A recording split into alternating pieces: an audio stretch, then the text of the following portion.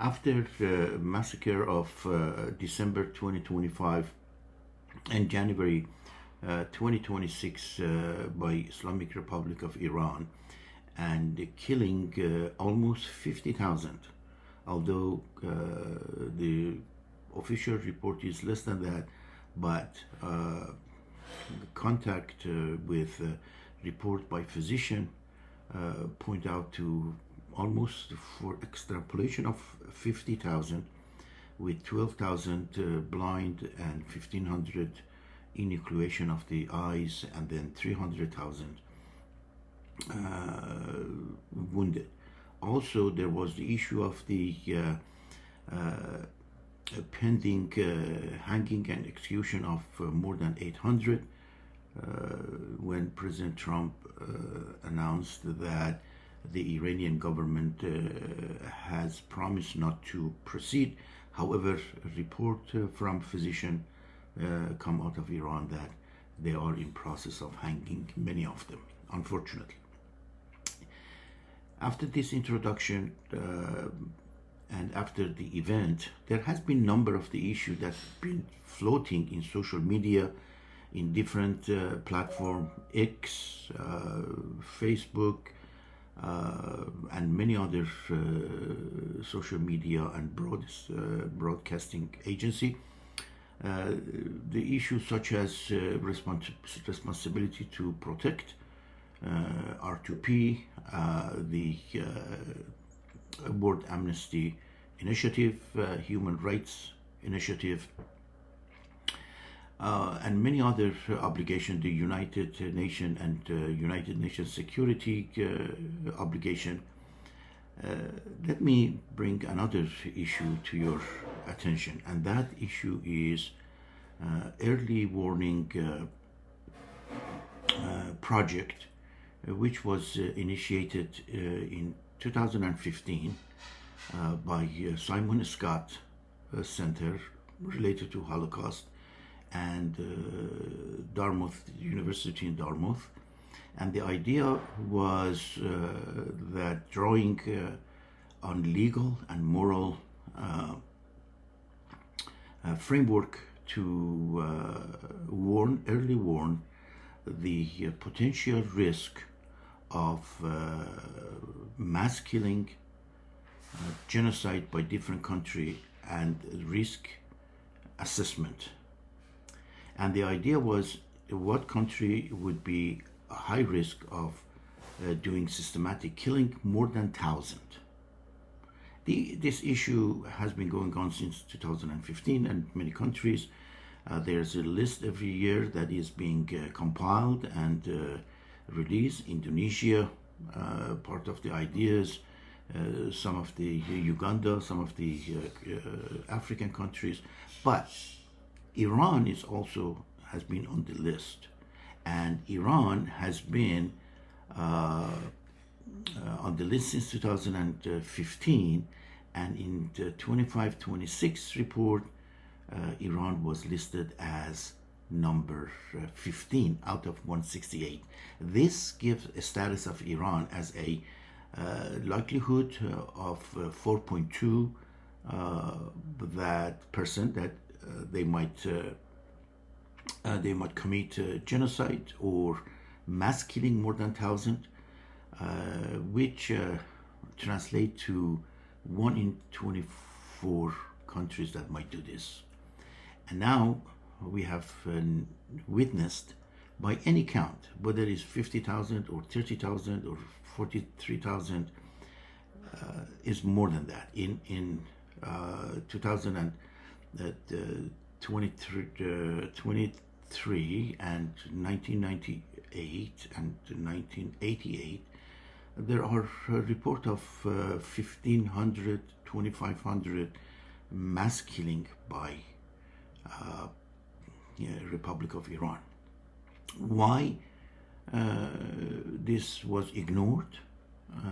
Why was none of the bigger countries or superpower ignored?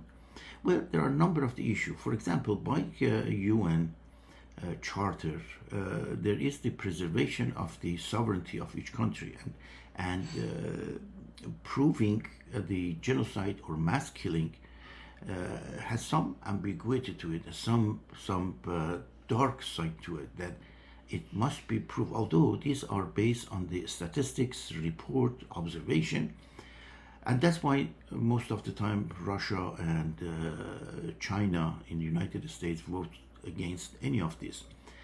The R2P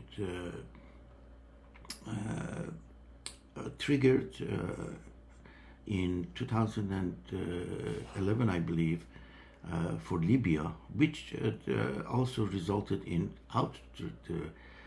outrage by different countries that it was an outrage and it was unnecessary.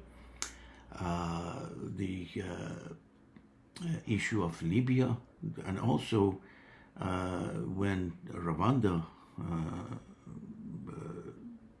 committed genocide, some of these doctrine were invoked, and that prevents some of the deaths and some of the genocide. There are a number of the countries that has been committed. For example, the mass killing of Myanmar, the atrocity in Darfur, the killing in Somalia. These are all part of the tragic human history. But what are the reasons that the superpower and bigger country reluctantly involved in this? One would be the issue of the sovereignty that we discussed. The other one would be the lack of geopolitical interest. For example, if you look at the Myanmar is a poor country and not much of the economical benefit to it. But look at the Kosovo, 1999 or 1993.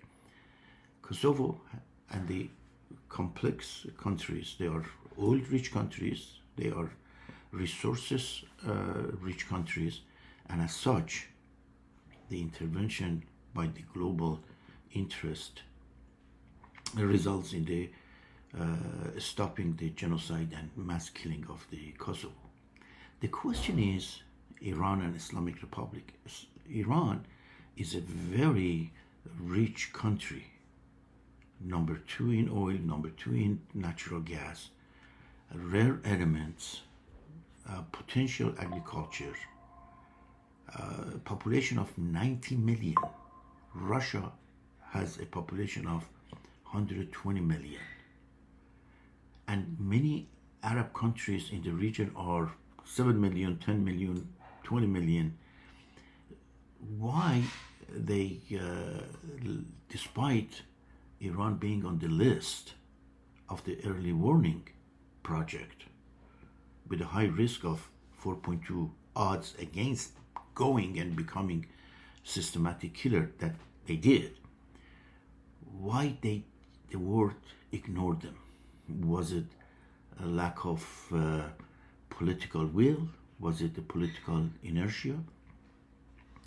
Because they have oil, and although many countries benefited from this oil-producing countries, the Western sanction, but also in many occasions, Russia, China, United States supported Iranian government by giving them millions despite being on the list. Is it just some sort of ignorance? Is it political ignorance? The UN also has lost its effectiveness, has become a bureaucratic, ineffective organization. Usually they sided with European. Most of the time, the European, for the past 50 years, continue to have active trade, benefited from selling oil or selling other material, the raw material, the electrical materials, to the country that is high risk for killing their people. And now they're killing everybody in the street. So the question is, what is the world coming to, and why the world does not act upon all of these atrocities. But one thing is important, this kind of discussion. Now the world should know about R2P, the early project, all the United Nations Charter and ruling against the atrocity against humanity. That's why people must learn, read, and act upon and ask their government to be actively involved to stop these genocides.